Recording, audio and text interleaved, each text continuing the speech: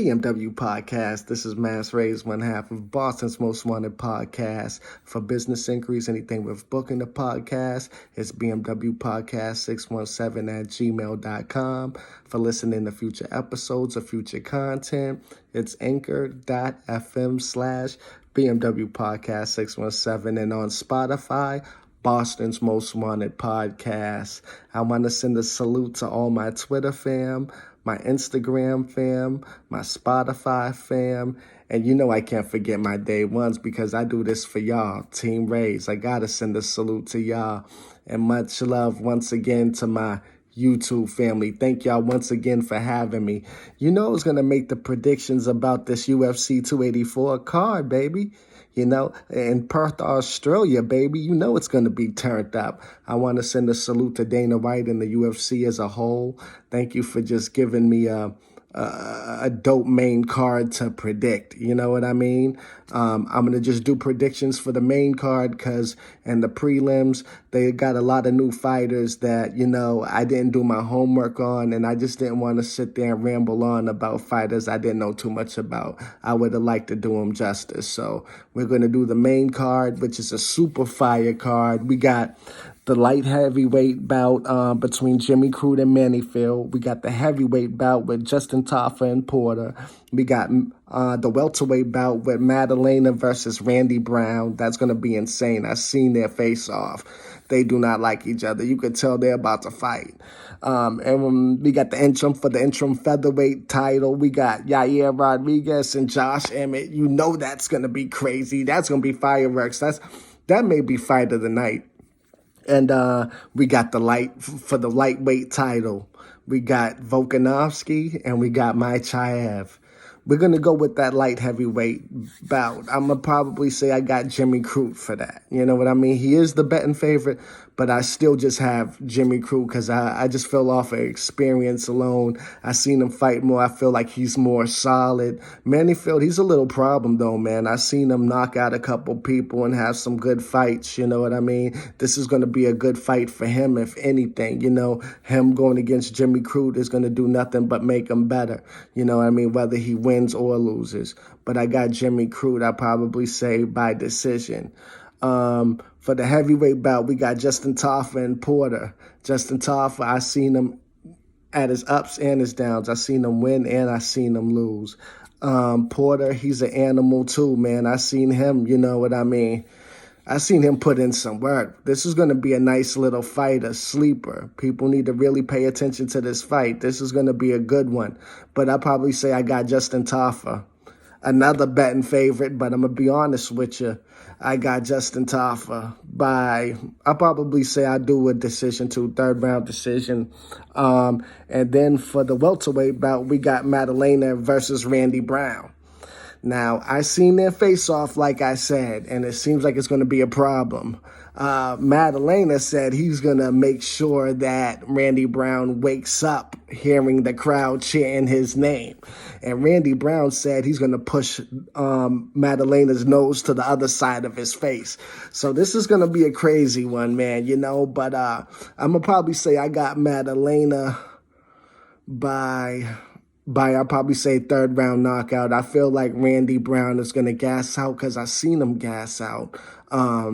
But he's a great fighter, man. Honestly, I remember seeing him from Dana White's Looking for a Fight. That's how I found out about Randy Rude Boy Brown.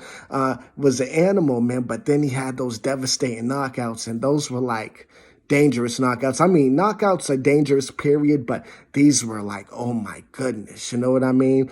Those knockouts to Luke Kay and Nico Price, it's just, you know what I mean? It's hard to fight back from those and come back and be strong, but we've seen him do it. So with this bout, you know what I mean? I wish nothing but the best to Randy Brown, but I got Madalena by third round knockout. I feel like I just feel like Randy Brown's going to gas out and Madalena's going to probably turn up on him. So I'll probably say third round stoppage. Oh, man, for the interim featherweight title, man. Yair Rodriguez and Josh Emmett. Now, listen, I really, really, really like Yair Rodriguez. This dude is next level, like a next level combatant, man. This dude literally does all different kinds of moves. His tank is on a whole nother level, man. His tank is never on E. He's always at 110%, always at 110. Man, Emmett, I seen him knock out a lot of people, man. That dude got fierce hands, and behind the scenes, he's saying, "You think I got hands? Shoot, you should see my wrestling." Man, he got wrestling too. This is going to be a fight. I'll probably say fight of the night. I'm being honest with you, man. And they got my guy Yair Rodriguez as the betting favorite. And honestly, I would say Yair, but I think Josh Emmett is going to pull off the upset. So I'll probably say, I want to say decision because I feel Yair could hold up because I've seen him in wars. But the thing is with Josh Emmett's power, it's more like you can't have a war with him. You know what I'm saying? I seen Yair with wars where his face was, hold up 1 second. I seen him in wars where it was just like his face was mangled, but he beat the brakes off of him. But I feel like if he was to have one of those wars with Josh Emmett, I feel like Josh Emmett got that power to just put his lights out. And I don't want Yair, and I just have a feeling Yair is going to go crazy and try to do some crazy stuff and get knocked out in the later rounds, man. You know what I mean? Don't get it twisted.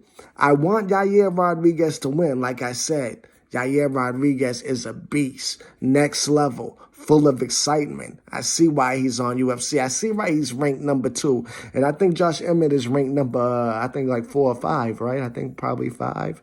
But Josh Emmett is an animal, and he deserves this shot.